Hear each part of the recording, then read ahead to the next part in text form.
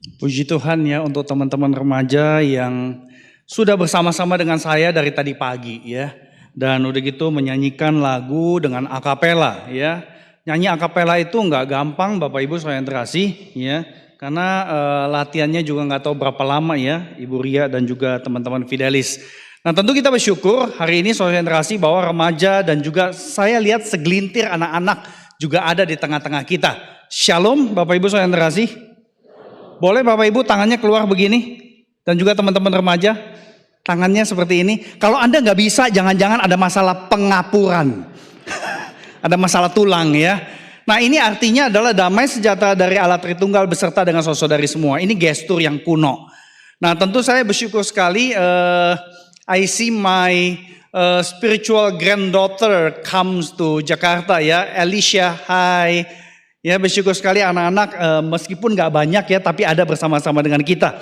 Nah Bapak Ibu saya yang terkasih, saya bersyukur karena ketika saya berkomunikasi dengan Pak Gabriel untuk jadwal hari ini ya, saya diberikan kesempatan untuk ada di KU 1 padahal ada perjamuan kudus, biasanya kan gembala ya. Nah saya bersyukur karena masuknya itu persis bulan September. Dan bulan September kita tahu dan saya percaya buat Bapak Ibu senior, Anda pernah dengar September ceria? Masih bisa nggak? Bisa apa? Bisa nyanyi ya. Itu lagu tahun 80-an. Vina Panduwinata terkenal sekali ya. Dan ini sebuah lagu yang saya kira luar biasa karena sebenarnya bicara mengenai perubahan musim. Ya, jadi lagu ini bicara mengenai alam. Dan kemudian ada referensi di refrain mengenai kasih ya. Kasih singkap tirai kabut di hatiku. Kau isi harapan baru. Menyongsong masa depan bersama. Apakah ada yang pernah jatuh cinta pakai lagu ini ya Bapak Ibu ya? Ya, udah gitu apa yang diulang-ulang September ceria, September ceria. Nah tentu saya percaya tadi remaja pagi gue udah denger ya. Dan juga remaja serta anak-anak di KU2 ini mungkin gak pernah denger September ceria ya. Dan ya tentu kita berharap September ini beneran ceria. Karena kita akan datang merayakan kasih Allah melalui perjamuan kudus. Menyaksikan siapa jati diri Tuhan Allah dan semua keajaiban karyanya sangat powerful sekali waktu kita pakai nyanyian. Nah jadi saudara yang terkasih ini akan kita renungkan sama-sama bagaimana atau nyanyian seperti apa yang mewujudkan Missio Dei atau misi Allah. Silakan Bapak Ibu membuka Yesaya 12 ayat 1-6 yang menjadi dasar perenungan kita pada hari ini. Karena di dalam bagian firman Tuhan dari perkataan Nabi kita mendapatkan petunjuk Tuhan yang singkat, jelas, padat. Mengenai nyanyian kemasyuran Allah sebagai pijakan untuk bermisi. Sebelum kita membaca bagian firman Tuhan ini, saya undang kita bangkit berdiri, kita akan masuk dalam doa. Dan kita mendengar firman Tuhan sambil berdiri sebagai wujud kita menghormati Tuhan yang berbicara ketika Alkitab dibacakan. Mari kita tundukkan kepala, kita berdoa terlebih dahulu. Bapa yang baik, penuh kasih dan panjang sabar, sekali lagi kami menghampiri tahta-Mu yang kudus di dalam iman karena kami menjadi anak-anak-Mu melalui Yesus Kristus Tuhan kami. Dengan Alkitab kami baik yang cetak maupun di handphone kami yang terbuka, kami memohon dengan segala kerendahan hati. Kiranya Engkau memberikan kepada kami petunjuk yang jelas. Sehingga ketika kami memuji Engkau waktu berkumpul setiap hari Minggu, atau memuji dan menyanyi untuk Engkau di dalam keseharian kami, kami boleh betul-betul menghayati apa yang kami nyanyikan. Dan kami menghayati aksi menyanyi sebagai kesempatan untuk menyaksikan akan kasih dan kebaikan-Mu di dalam konteks kehidupan kami. Khususnya ketika kami hidup sebagai gereja di tengah keseharian kami. Tentu kami memohon kiranya Roh Kudus-Mu yang boleh menolong kami, sehingga kami boleh memusatkan pandangan kami kepada Engkau Tuhan Yesus Kristus. Karena Engkau sudah pernah dikatakan di dalam surat Ibrani, bahwa Engkau adalah penyanyi di tengah-tengah jemaat di dalam Ibrani 2. Oleh karena itu bantu kami ya Roh Kudus, ketika kami merenungkan mengenai aksi menyanyi, Tolong kami, untuk kami memeriksa sikap-sikap kami ketika kami memuji Engkau secara korporat di dalam ibadah setiap minggu. Sehingga ketika kami melakukannya kembali, kami melakukan tindakan menyanyi, bukan sebatas sebagai aksi sosial, tetapi sebagai sebuah aksi yang sungguh-sungguh seturut dengan apa yang Kau tunjukkan di dalam firman-Mu. Ya Tuhan, dengar seru doa kami, karena Engkau adalah satu-satunya Allah yang tidak bisa kami lihat, tetapi Engkau terus berkomunikasi sampai detik ini. Di dalam nama Tuhan Yesus Kristus, berbicaralah, karena kami siap untuk mendengar. Amin. Saya undang semua pria membaca ayat 1-3, wanita ayat 4-6. Saya membaca dari Alkitab terjemahan yang paling baru, ya. Jadi mungkin sedikit ada beda dengan Alkitab Anda. Semoga kita tidak jadi bingung.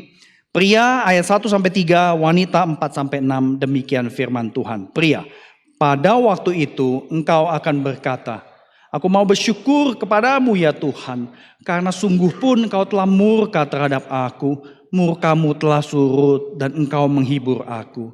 Sungguh Allah itu keselamatanku, aku percaya dan tidak gentar, sebab Tuhan, Tuhanlah kekuatanku dan mazmurku, Ia telah menjadi keselamatanku.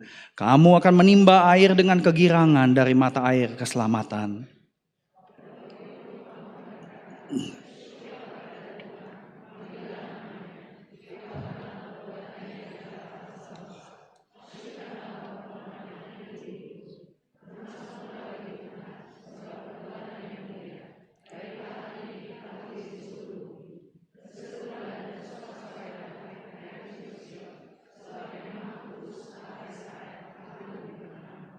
Demikian firman Tuhan. Silakan duduk firman Tuhan.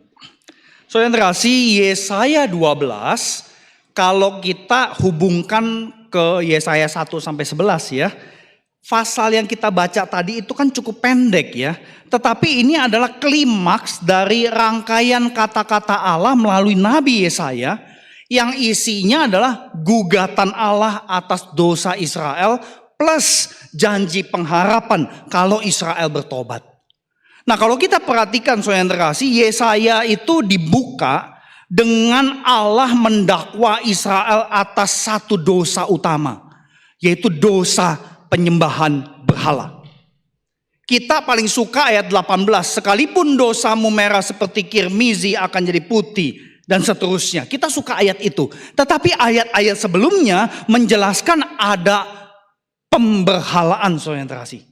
Jadi yang terkasih, dosa yang terkait dengan cara penyembahan yang salah total.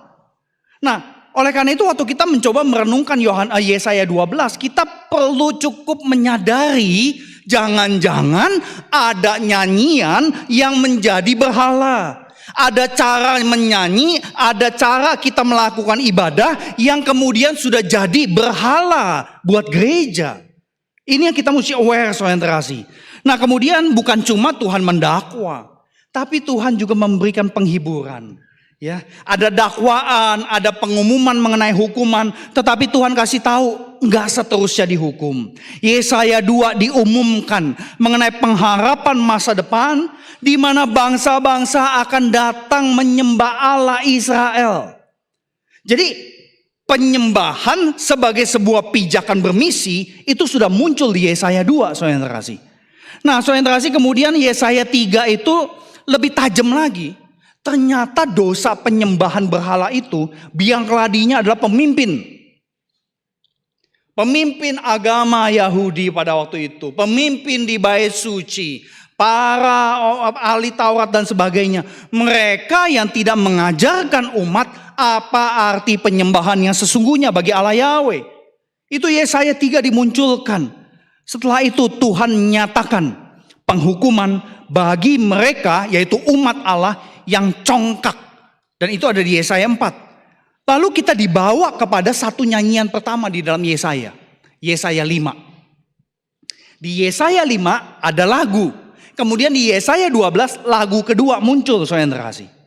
Namun saudara yang terkasih, yang luar biasa yang kita tahu adalah Yesaya 6. Karena Yesaya dikasih lihat surga. Disitulah kita kenal lagu kudus, kudus, kudus. Ya, karena penampilan atau penampakan tahta surgawi yang begitu dahsyat ada di Yesaya 6. Dan kemudian Bangsa Israel dihimpit dengan musuh. Ya, mereka menghadapi musuh, tiba-tiba di Yesaya 7 muncul pemberitahuan tentang Immanuel. Jadi Tuhan itu kayak apa ya? Tuhan tahu Israel berdosa, Tuhan kasih tahu hukumannya, tapi Tuhan terus berwelas asih.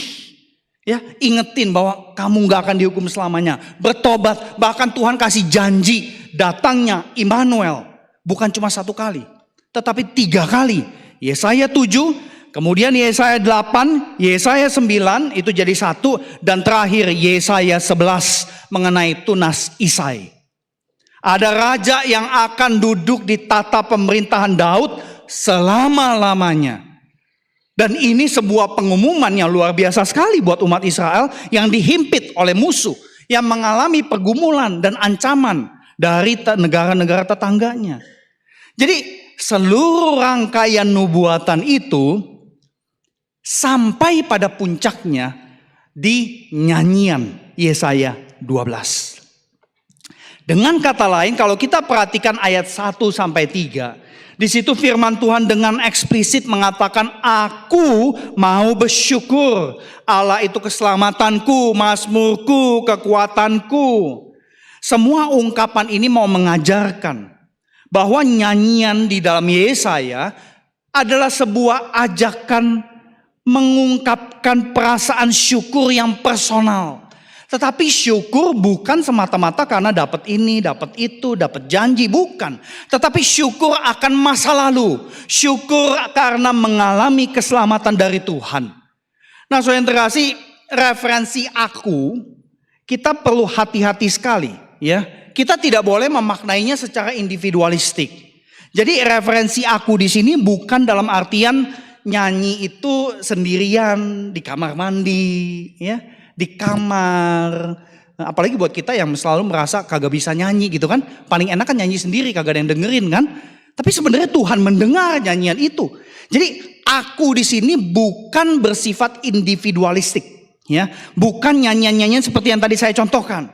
Aku di sini terkait dengan sisa-sisa orang Israel yang setia pada Allah Yahweh, yang kemudian disebut secara teologis sebagai the remnant people of God, yang setia sampai pada akhirnya.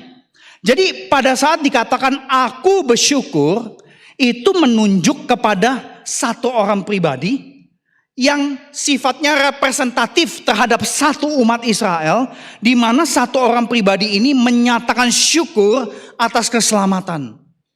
Jadi bukan individualistik, tetapi sebuah pengalaman yang begitu personal. Nah, saya kasih contoh ilustrasi sedikit, semoga bisa kita tangkap mengenai aku yang dimaksud di sini, saudara kasih. Saya pernah hadir kebaktian dan melihat 2 ibu sama 1 pemudi dengan perilaku yang menarik sekali. Maklum ya Bapak Ibu ya, saya ini dosen mengajar mengenai ibadah. Jadi ketika saya beribadah, godaan saya yang terutama adalah mengkritik ibadah. Nah, ini godaan saya, ya. Nah, pada saat itu saya berusaha untuk tidak memberikan komen macam-macam di dalam kebaktian gereja tersebut. Tetapi 3 ibu ini memberikan daya tarik tersendiri karena duduknya persis di 2 bangku di depan saya, di sebelah kiri saya. Ada ibu A, ibu B yang di tengah sama pemudi, mungkin anaknya. Ya, saya nggak tahu karena saya tidak berani berkenalan. Tapi yang membuat saya heran adalah ibu yang di tengah, ibu B sama pemudi yang mungkin anaknya itu, dari depan kebaktian sampai belakang kebaktian kagak nyanyi. Saya tentu berpikir, oh mungkin ya belum Kristen, ya. Kan kita kan nggak boleh langsung pikiran negatif dong ya. Apa dalam kebaktian itu ya pikiran mesti positif, mengarahkan hati kepada Tuhan, ya. Mungkin belum Kristen. Nah, pas minggu itu ada perjamuan kudus. Nah, ternyata ibu yang di tengah, ibu B sama pemudi berdiri ambil roti sama cawan anggur, berarti mereka Kristen. Sedangkan ibu yang paling ujung tidak berdiri ambil roti dan cawan anggur. Ibu yang paling ujung ini yang nyanyi, ya, dia buka mulut nyanyi, saudara yang terkasih, tetapi dia ternyata belum dibaptis. Dengan kata lain, justru yang Kristen nggak mau buka mulut nyanyi. Mending 1, 2-2-nya. Nah ini buat saya ini sesuatu keanehan saudara yang terkasih. Dan yang bikin hati makin gak enak saudara yang terkasih ya. Waktu nunggu ya roti cawan sampai ke tempat duduk kami, ke tempat duduk ketiga kaum Hawa tadi, si ibu yang di tengah itu langsung kelihatan sama saya dong, gitu kan? Aduh, makin gak enak hati saya saudara yang terkasih. Ya, udah dia Kristen, udah nyanyi, udah nggak nyanyi, udah gitu ngantuk lagi. Ngantuknya terang-terangan lagi. Sampai ibu yang di ujung sebelah kiri coel itu ibu. Udah dicoel, ibu yang tengah bisik-bisik. Ya, bisik-bisik sama ibu yang pinggir. Coba kira-kira dibisikin apa? Ngantuk nih, khotbahnya bosen. Gitu kan? Khotbah lama banget sih. Gitu kan? Ya macam-macam saudara yang terkasih. Tapi saya nggak tahu saudara yang terkasih. Tapi yang jelas ibu dan pemudi yang tidak buka mulut menyanyi adalah Kristen. Ini sebuah keanehan. Jangan-jangan mereka tidak ngerti apa sih arti menyanyi waktu kebaktian. Jangan-jangan mereka adalah orang-orang pribadi-pribadi yang tidak ngerti bahwa ketika dia nyanyi, dia mewakili seluruh umat Allah untuk menyaksikan karya kasih Allah. Ya mungkin sebagian besar kita juga nggak semuanya ngerti kenapa kita ada nyanyi di gereja. Pernah ada satu rekan jemaat pemuda di Singapura tempat saya melayani bertanya begini, Kak Budi, kita kok di gereja bertele-tele ya? Langsung khotbah aja. Ngapain kita nyanyi-nyanyi dulu? Capek. Ya, khotbah setengah jam beres goodbye sampai minggu depan ketemu lagi. Waktu itu saya jawab apa saya gak inget soal terasi. Ya. Tapi intinya ada orang yang berpikir seperti itu. Buat apa kita nyanyi? Nah Yesaya di 3 ayat pertama memperlihatkan prinsip pertama. Kenapa sih kita nyanyi? Karena nyanyi itu memiliki kekuatan misional. Nah nyanyian sebagai kekuatan misional itu terwujud waktu kita semua tiap pribadi bersedia nyanyikan rasa syukur yang mendalam atas pengalaman keselamatan. Nah saya khawatirnya ibu dan pemudi tadi itu tidak buka mulut nyanyi karena jangan-jangan gak punya pengalaman keselamatan yang otentik dan real. Ini kan yang paling menakutkan kan? Kristen tiap minggu datang kebaktian tapi gak punya perjumpaan dengan Tuhan Yesus yang mati di atas kayu salib. Kristen KTP, Kristen tradisi, Kristen karena budaya. Nah saudara yang terkasih semoga jemaat GKI BSD tidak banyak Kristen tanpa pengalaman keselamatan. Nah buat Bapak Ibu saudari yang kalau saya tanya mungkin gak ada yang berani angkat tangan ya. Jadi saya gak usah tanya deh ya. Mungkin banyak di antara Bapak Ibu yang kadang-kadang muncul alasan, aduh gak bisa nyanyi lah. Ya. Kalau saya tanya teman-teman Fidelis, kamu ikut Fidelis kenapa? Disuruh orang tua atau mau sendiri? Atau dikipas-kipas sama gereja gitu loh. Ya. Nanti jawab ke Lause Ria ya. Kenapa mau ikut Fidelis ya? Mungkin ada sebagian kita yang suka cari alasan kagak nyanyi karena merasa gak bisa. Ya. Dan saya kira manusiawi lah ya kalau dia bilang saya gak bisa nyanyi. Tapi saya mau kasih tahu saya yang terkasih. Orang yang merasa tidak bisa nyanyi biasanya merasa dia gak bisa dengar musik. Orang pencet nada do, dia bunyinya re. Dipencet nada re, bunyinya si. Jadi kagak nyambung. Jadi dia merasa takut. Nah, orang-orang yang dianggap sebagai tuli nada atau ya deftone gitu ya. Itu totalnya menurut Life Science cuma 4% dari seluruh populasi manusia di muka bumi.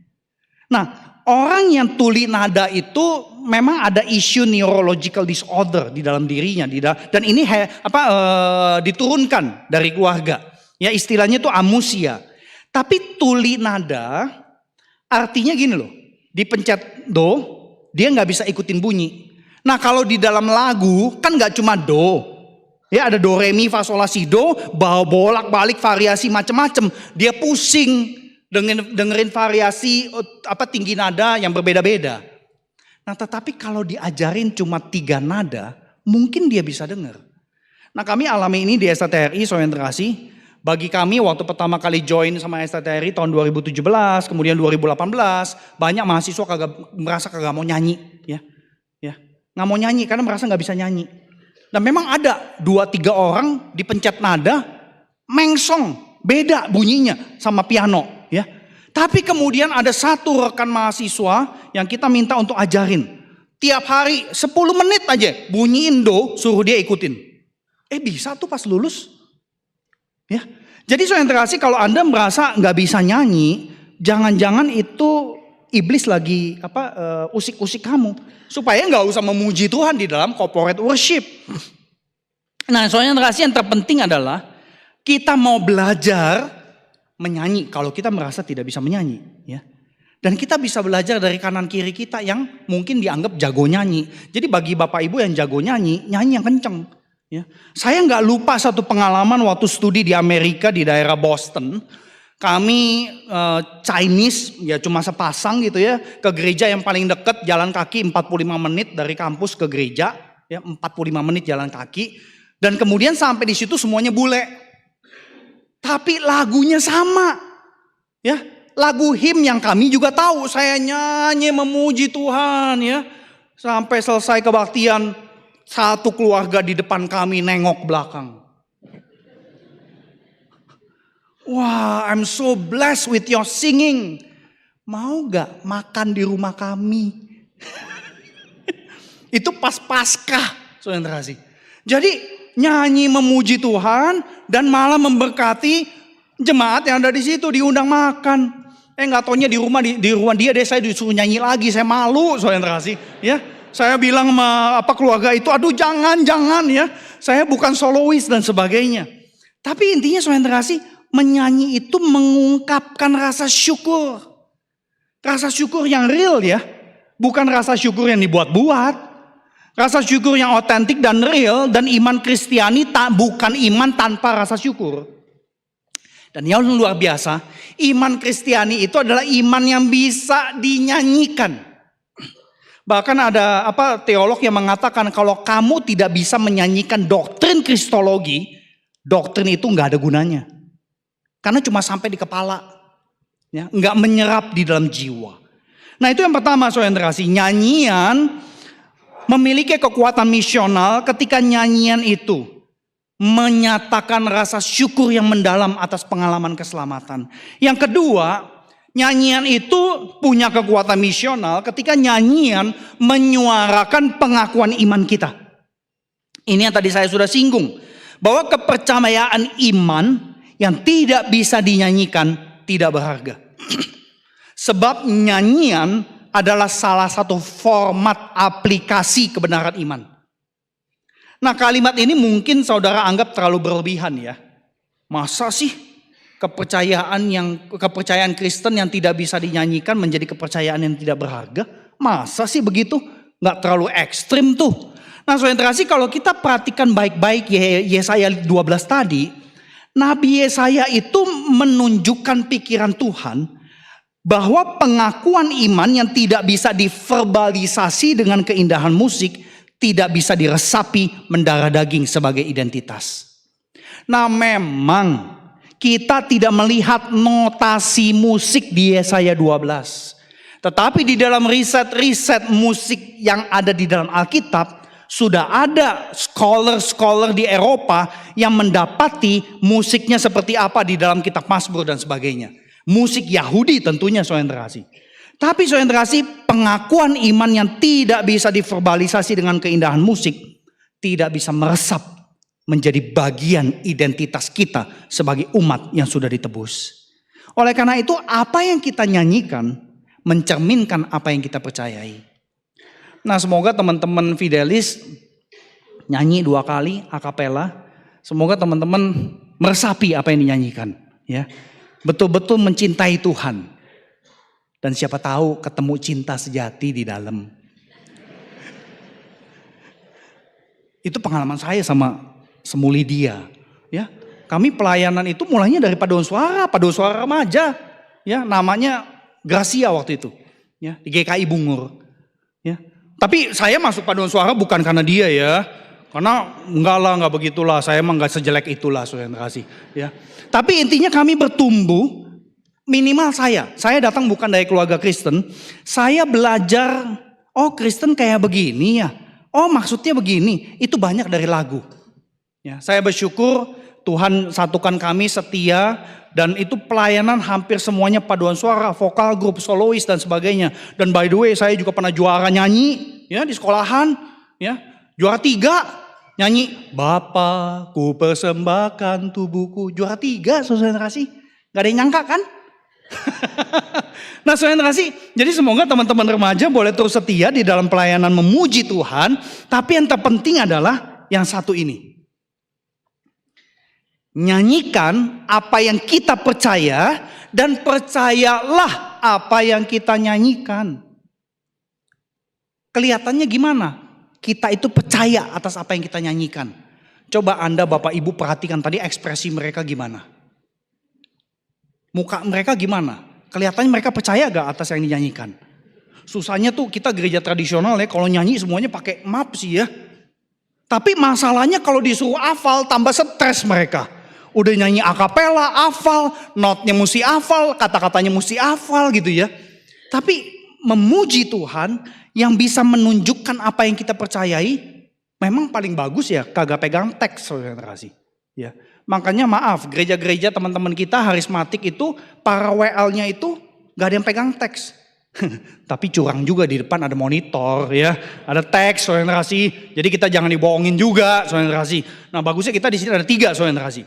Tapi intinya nyanyikan apa yang kita percaya dan percayailah apa yang kita nyanyikan. Kenapa? Karena di dalam Alkitab kita itu ada kurang lebih 200 lagu. 150 sudah diambil di Mazmur. Ya. Kalau kita teliti satu demi satu, Yesaya aja bukan cuma 2 lagu loh. Ya. Di Yesaya 40 sekian ada yang disebut sebagai the song of the servant. Ya.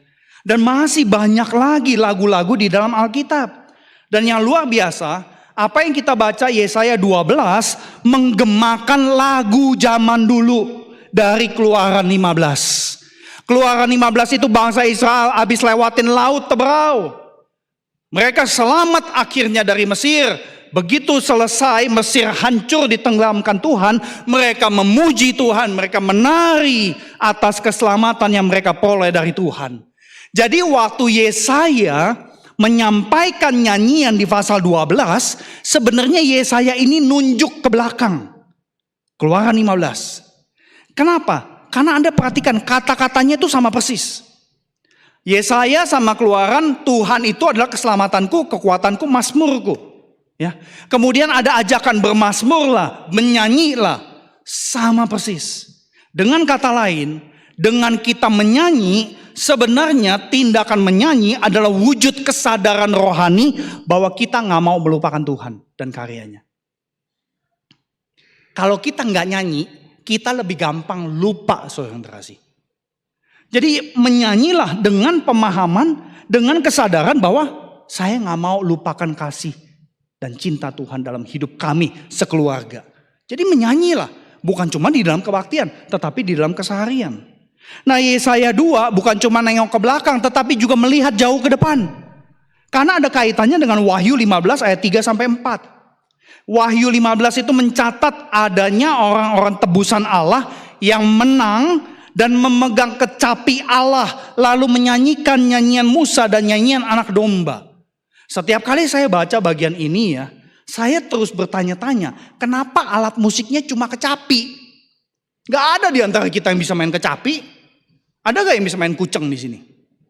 Kuceng kecapi bukan ya? Hah? Kecapi juga ya, jenis kecapi lah. Makanya saya mesti tanya karena saya kagak ngerti. Karena istri saya juga kagak main kuceng gitu kan. Kalau erhu itu kecapi bukan? Bukan ya, kayak biola ya. Nah saya bertanya kenapa di penampilan surga alat musiknya cuma kecapi. Atau ya bahasa aslinya harpa. Nah saya mikir, saya merenung. Jangan-jangan memang cuma Tuhan itu sukanya alat musik petik. Ya, mungkin cuma gitaris doang yang masuk surga. Ya, cuma memang kadang-kadang manusia itu pinter ya. Piano itu kan perkusi juga, Itu gabungan apa tuh? Ketuk, ada senarnya toh. Perkusi sama senar tuh jadi satu gitu loh. Cuma kan piano susah dibawa ke surga kan, kegedean gitu kan. Kalau tinggal digantung di sini kan kecapi enak gitu saudara. Jadi saya bertanya-tanya.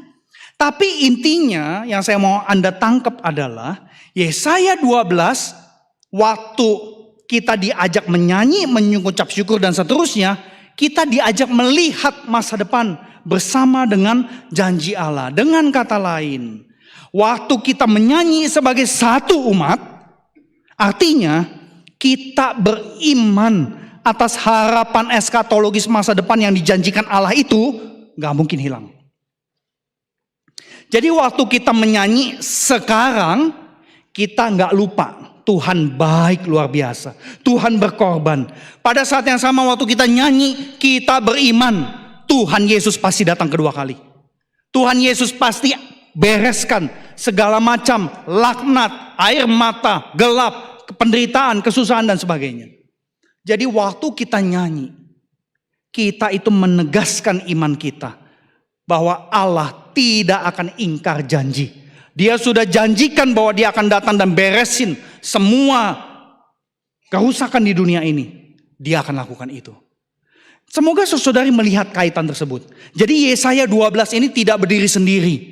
Tapi ada kaitan dengan Keluaran 15 di masa lalu dan Wahyu 15 di masa yang akan datang. Kalau titik referensinya dari Yesaya saudara kasih. Yang jelas di depan Alkitab kita yaitu Keluaran, di belakang Alkitab kita Wahyu 15 ada nyanyian. Di tengah-tengah kitab Yesaya ini juga nyanyian. Dan masih banyak lagi nyanyian di tengah-tengah Alkitab. Jadi data-data Alkitab ini sangat substansial. Sehingga kita tidak bisa menghindar dari kesimpulan bahwa orang Kristen yang sengaja gak mau nyanyi, orang Kristen yang gak mau tahu dengan nyanyian Kristiani, dan orang Kristen yang tidak mau diajar memuji Allah adalah orang Kristen gadungan. Nah saudara kasih, Yesaya 12 ini bukan cuma aku bersyukur. Tetapi Yesaya 12 ada ajakan untuk semua umat untuk ikut bersyukur di ayat 4-6.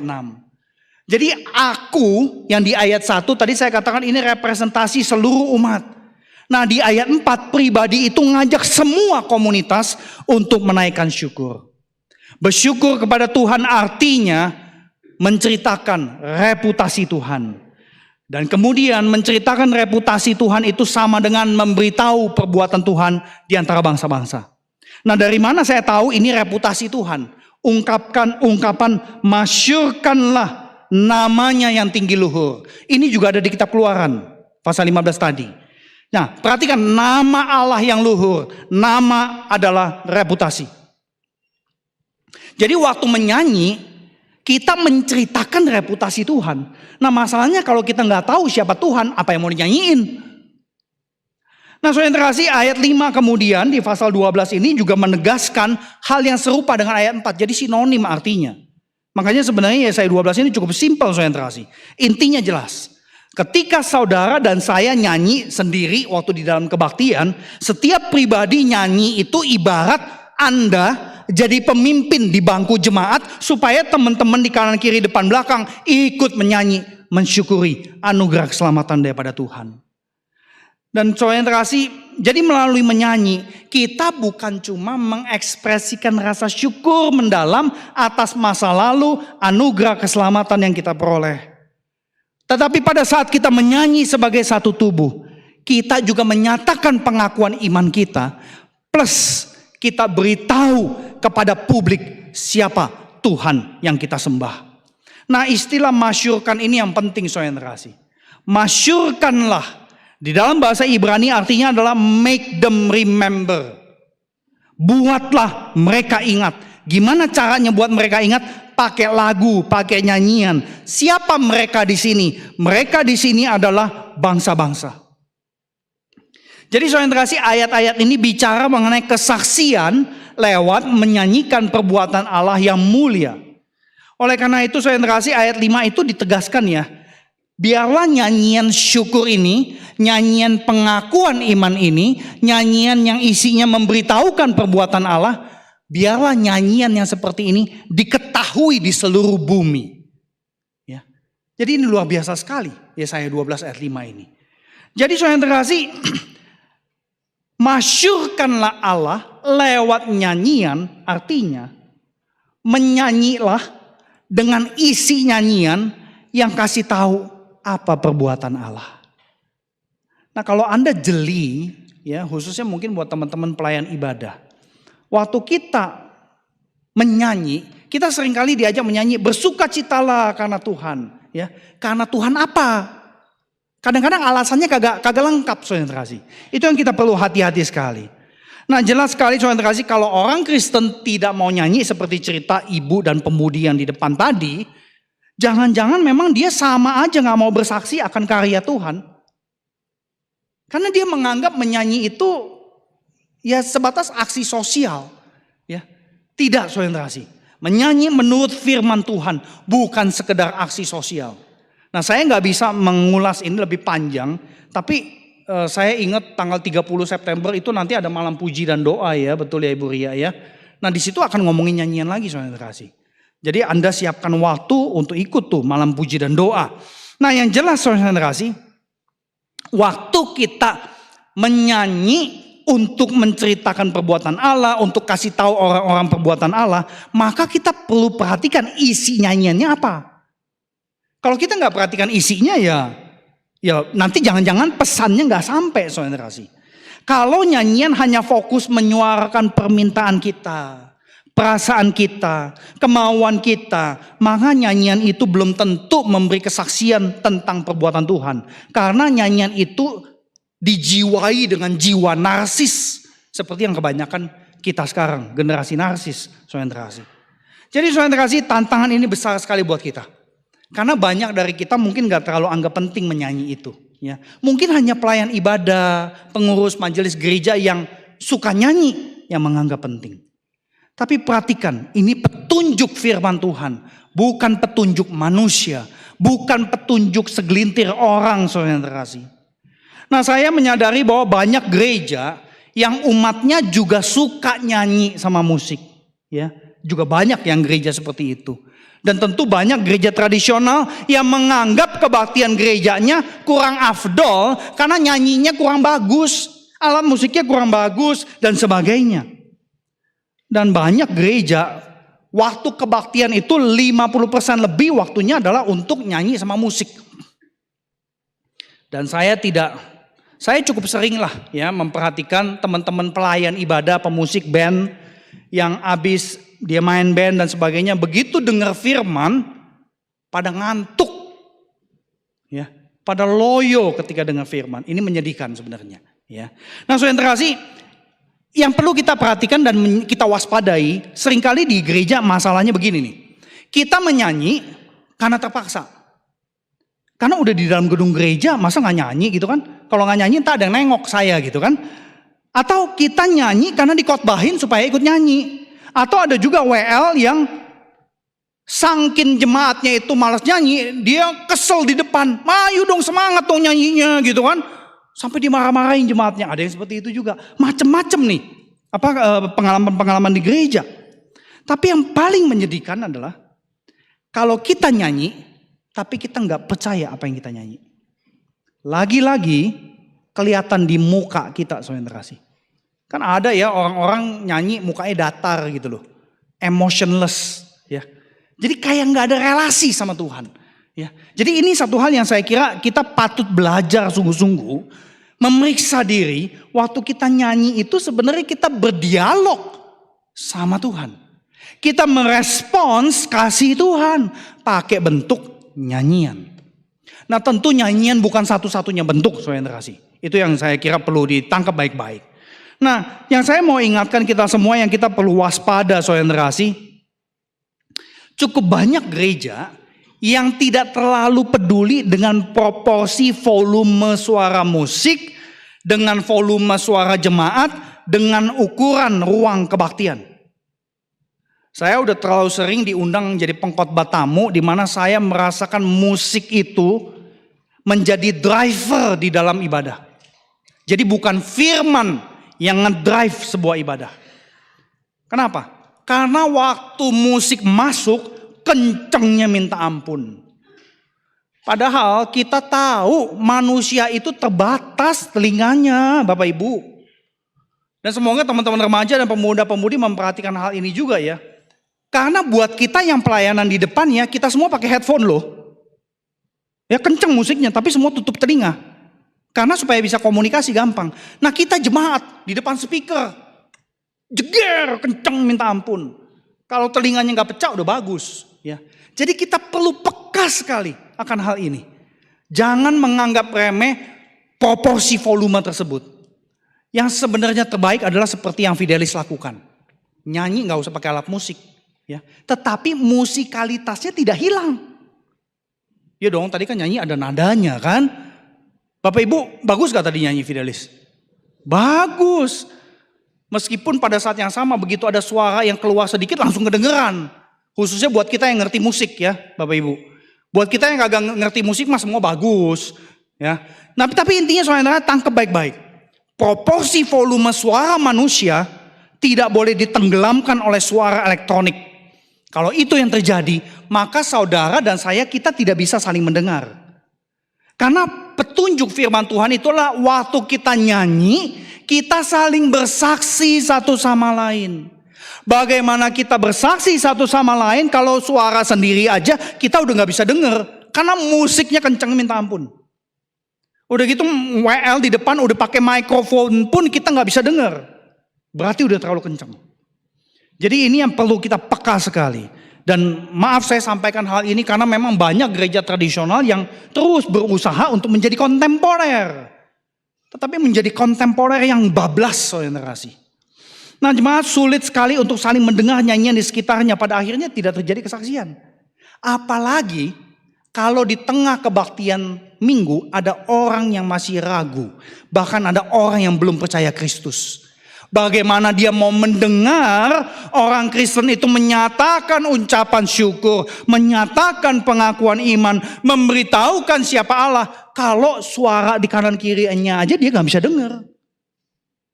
Karena suara orang di depan doang yang dia dengar. Jadi mari kita perhatikan hal ini yang kelihatannya mungkin kita udah biasa. Ya.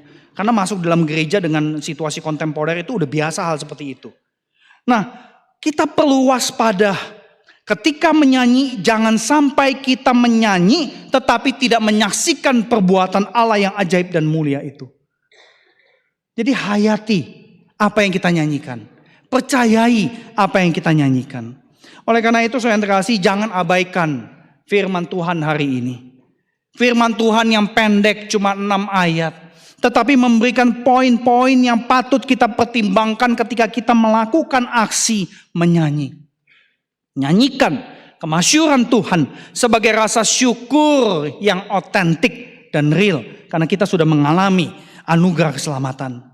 Dan saudara kasih, menyanyi itu adalah satu cara yang Allah sodorkan untuk menyampaikan terima kasih kepadanya secara tulus. Menyanyi.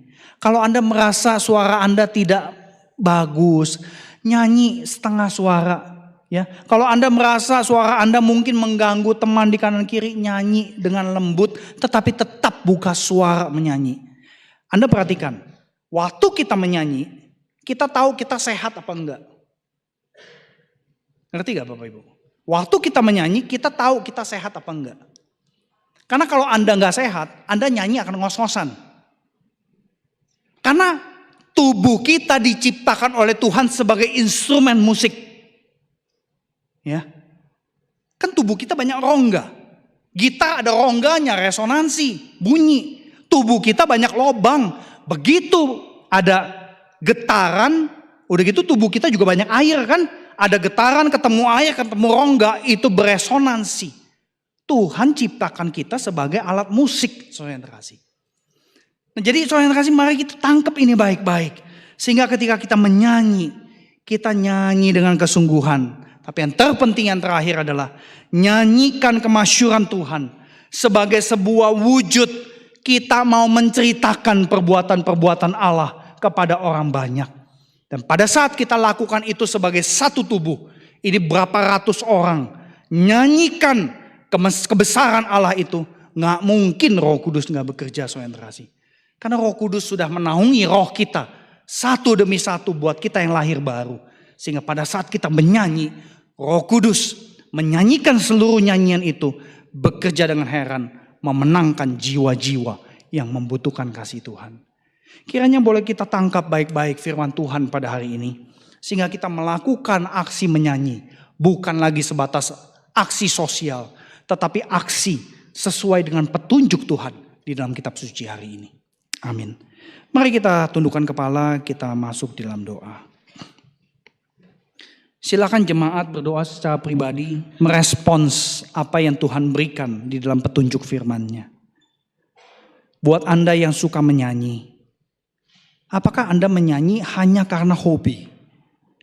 Buat Anda yang kurang suka menyanyi, apakah Anda enggan memuji Tuhan? Apakah betul tidak ada rasa syukur yang mendalam? Silakan datang ke hadapan Tuhan secara pribadi. Berkomunikasilah dengan Tuhan atas firman yang sudah Anda dengarkan.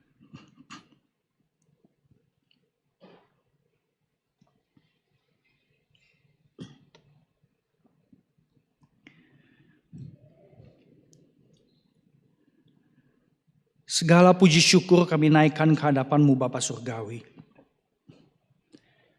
Karena ketika Engkau mengutus anak-Mu Tuhan Yesus, Tuhan dan Juru Selamat kami. Engkau memperlihatkan di dalam Injil, di dalam Alkitab Perjanjian Baru. Bahwa diri-Mu Tuhan Yesus bukan hanya penyanyi di tengah-tengah umat. Tetapi Engkau juga adalah liturgos agung. Dan biarlah Tuhan melalui Roh Kudus-Mu kami diajak untuk makin meresapi. Ketika kami memuji-muji Engkau, sebenarnya kami juga partisipasi ke dalam diri Tuhan kami Yesus Kristus. Yang adalah penyanyi yang sempurna itu. Oleh karena itu Tuhan, kiranya Kau bungkus kami hari lepas hari. Sehingga kami tidak memandang remeh aksi menyanyi, memuji-muji Engkau. Tuhan, mampukan kami untuk menghidupi keseharian kami bahkan sebagai nyanyian yang didengar oleh orang-orang yang belum mengenal Engkau. Sehingga ketika mereka melihat etika kami bekerja, melihat etika kami usaha, etika kami bersosial, berbicara, perilaku dan sebagainya, mereka seperti mendengar melodi di dalam kehidupan kami.